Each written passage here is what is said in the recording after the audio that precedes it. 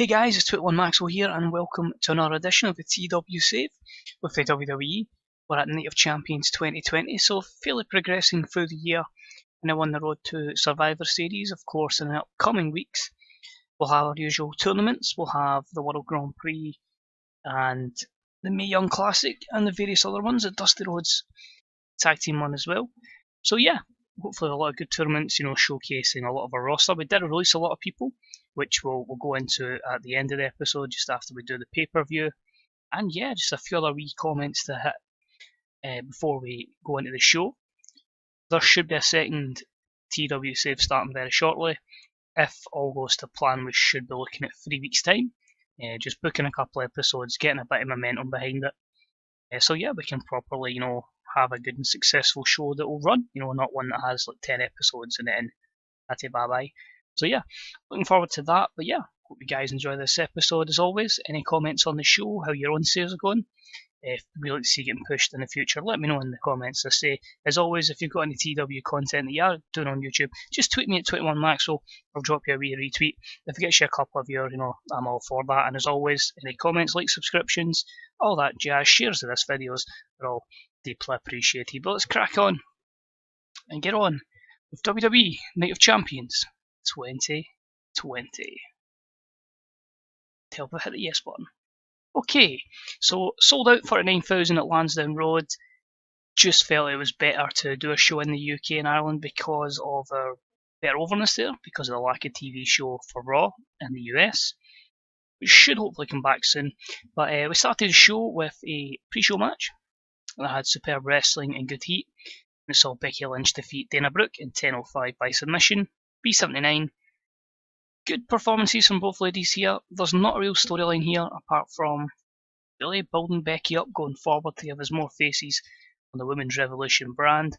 As you can see here, one of the faces we did update with a better face pack. But yeah, just a decent matchup, a B79, which when you consider this was penalised for booking decisions, we kept Dana Brooke looking strong. It hopefully gives us another good babyface. Now, it is Night of Champions, so championship matches have got to happen on the pre-show as well. And I had good wrestling and a decent reaction from the crowd.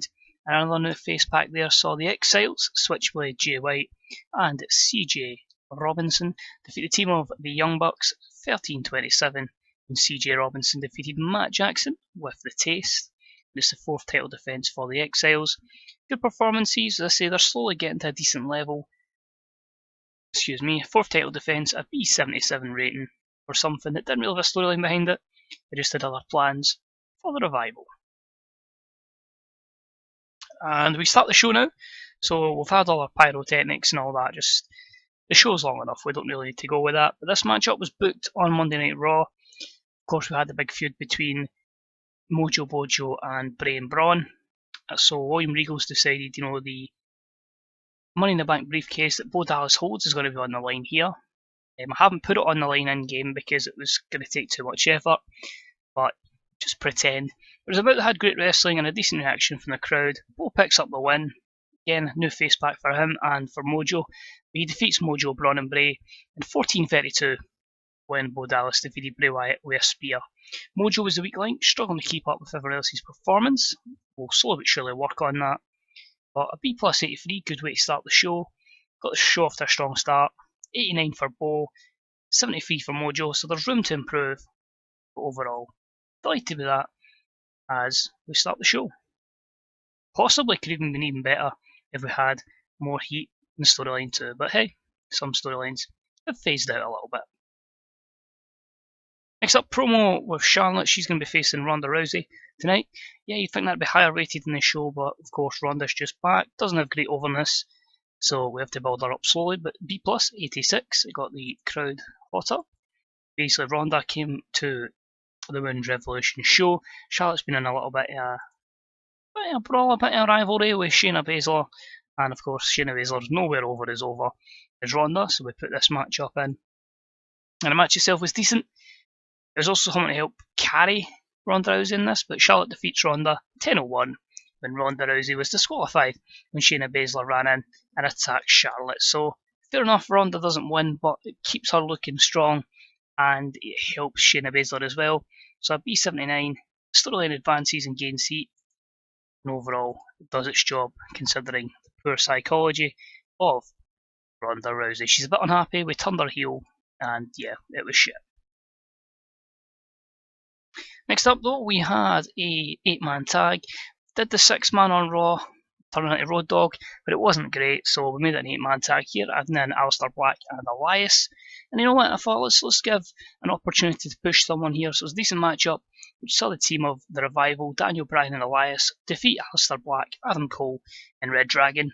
1956 when Elias picked up the shock win, defeating Kyle O'Reilly by using underhanded tactics. A B plus 85, best performance, Aleister Black went 95. A good showing from a couple of guys there, poor for Scott Dawson and Elias, but the storyline gained a bit of heat. And yeah, just a good spotlight there, because who wants to walk with Elias? A good push for him in the future, a good win here. Next up, we had the Shine Tag Team Championships on the line, the newly formed team of Candice LeRae and with her new pitcher, Toni Storm. It had decent wrestling, and it saw them defeat the former champs, the Blonde Bombshells, Liv Morgan, sporting a new pitcher as well, in 11:54 when Toni Storm defeated Liv Morgan by pinfall. They made their third defence of the title. I felt the win over Liv would hopefully boost their overness up a little bit, but I'm going to be perfectly honest, at least 3 of the 4 women in this match are going to get big pushes in the future. Sorry, Mrs. Gargano, but C62, overall, pretty decent. I think we had to make Liv look strong, so I'm happy with that C62, with that in mind. Next up, we had our final women's match, I want to say, for the Women's Championship. It felt like because of the feud that had been basically going personal with hardcore matches and all sorts of stuff between Rhea Ripley and Nikki Cross, that both ladies deserved the title shot, so Paige put it on the line. With good wrestling and a decent reaction from the crowd, it was Paige that picked up the win in 12:08, defeating Nikki Cross with a Rampage, making her second defence. She carried the match in terms of performance, but only had a 10 skill rating over both other ladies. A B82 was pretty solid, and the storyline gained some heat. Maybe could have got a better rating with a longer match, but it gives all ladies a good spotlight, and yeah, very happy with that. Next up, promo with The Miz, and he said he's fed up of people getting his way a title shot. Once and for all, he's going to get rid of Randy Orton and ensure that he can finally get his championship match at Hell in the Cell. B84, pretty decent, but Randy picks up the win, RKO in 18:27. The Miz is going to be continually frustrated here. I'm thinking possibly a multi-man match at Hell in a Cell. I've got 2 matches that I've got an idea of. I'm really unsure. I think there will be a multi-man match, but whether it's for the title or not remains to be seen. But B plus 84, both guys are not as over as I'd like. So, yeah, we'll see. New picture for Randy as well. Next up, we had a bout that had superb wrestling and great heat and somehow was stuck in the mid-card. Ibushi defeats Joe in 1959 with the 6:30 cents on, making a 4th defence of the US title. A plus 89, these guys have just been magic. Joe's wanting that revenge. It's still not happening. And yeah, just a brilliant win there for Ibushi. Does the job, really. Joe will probably move on from this. Ibushi, as I say, will keep in the US title hunt. He's just bringing out good performance after good performance, so yeah, we'll keep him there.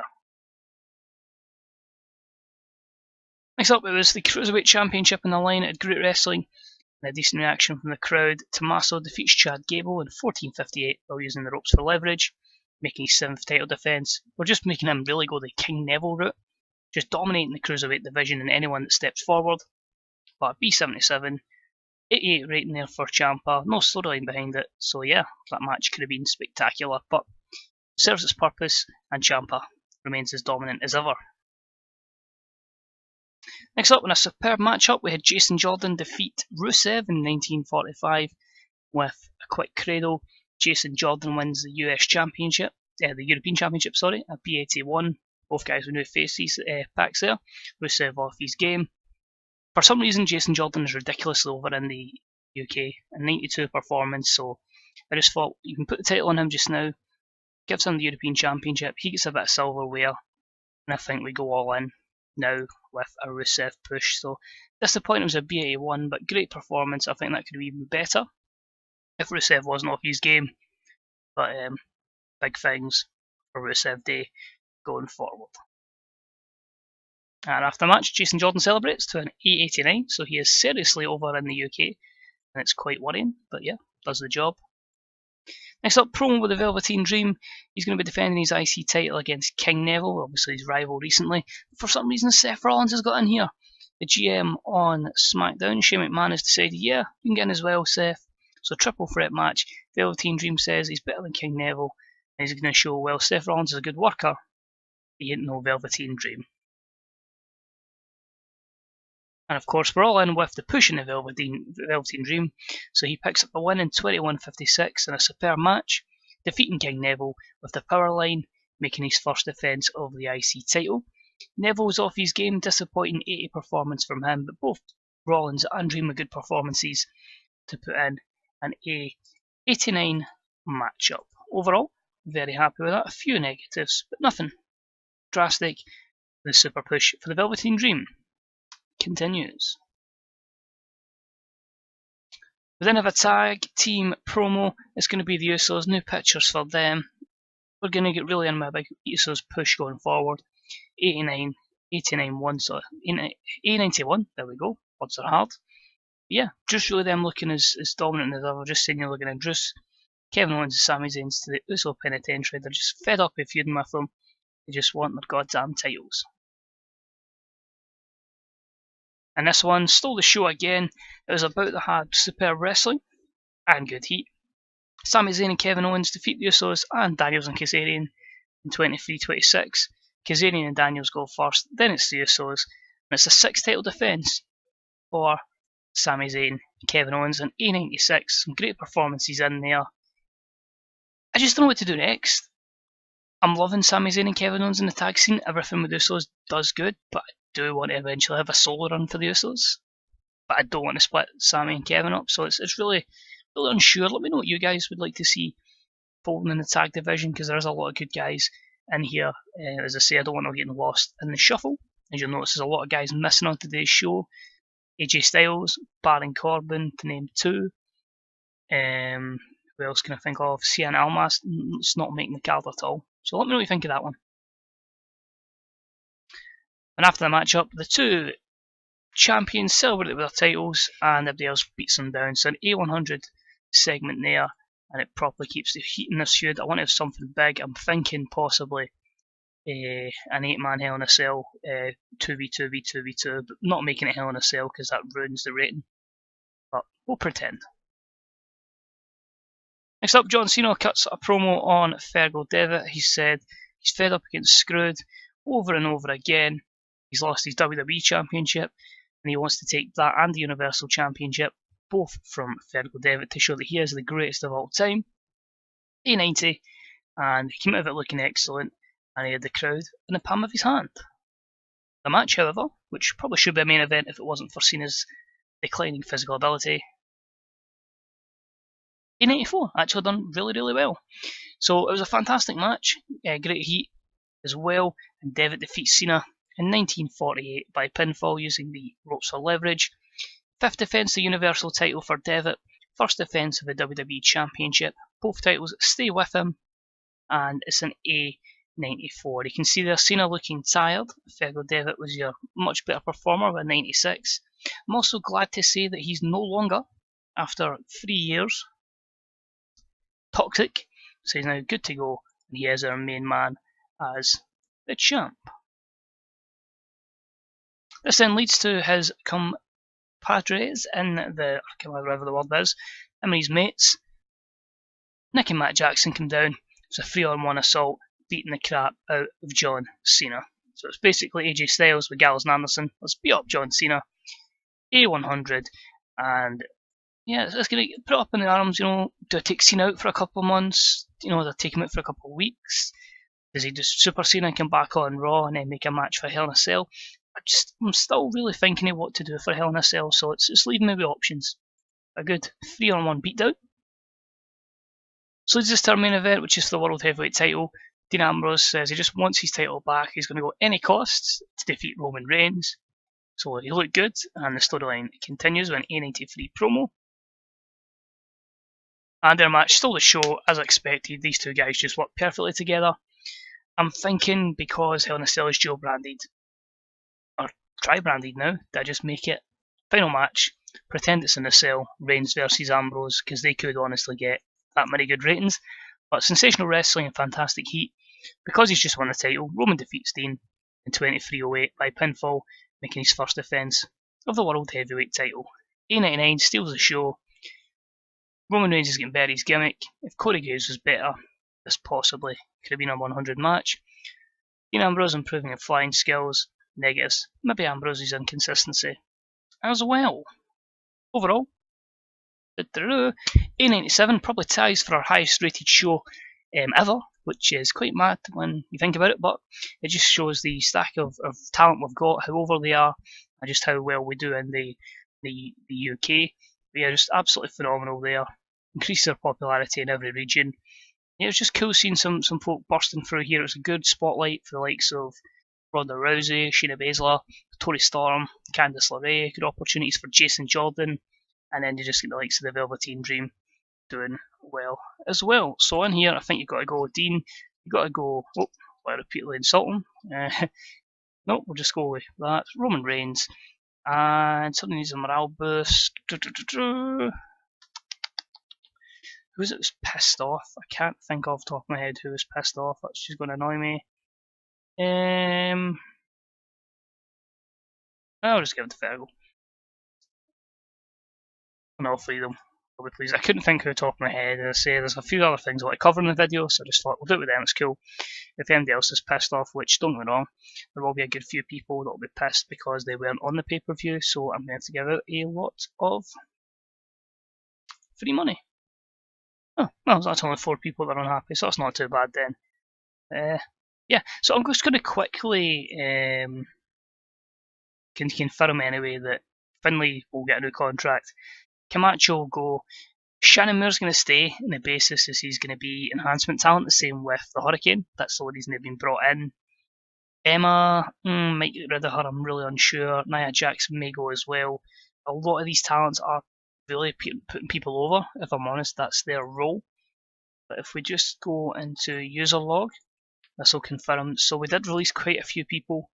We just confirm here. So Natalia went, Robbie E went, we got rid of Angelico, Silver Ant, Hot Sauce, Tracy Williams, Aeroboy, Stupefied, Harry Smith, the Bulldog, Cookie Awaska, or Awasaki, just nothing for him. TJ Wilson, nothing really for TJ either. The two of them, Von Erichs, Marshall and Ross, just they come up from developmental, nothing for them creatively. Same for Taylor Hendricks, Hangman Adam Page, the BC loses a member. Tyler Breeze, just, nothing for him.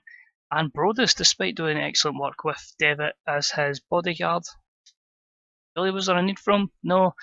So he's gone as well. So we've trimmed the roster down a little bit again. I say we do have a lot of enhancement talents who have just joined, but it is to obviously put our main people over.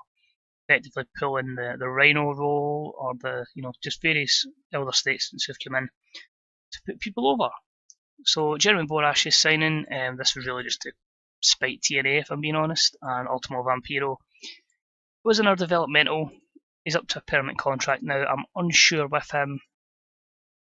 They're giving me Lucha Underground to get over. I think I might, but look at the stats. That's really, really good. But the popularity at 19 is someone at 24. I think if we put him to Lucha, just to work really. Other way, just to get the overness, and then if he gets to 40 overness, that's when we'll start to use them. Look at our notes, of course. The importance is now above average because we've done that many Night of Champions, or is it now Clash of Champions, I believe. 4.50 on pay-per-view, so we're strictly on pay-per-view. 8 grand in drug tests. Becky Lynch likes Mandy Rose. Bo Dallas likes Switchblade. And John Cena likes Ronda Rousey. I would have seen that coming.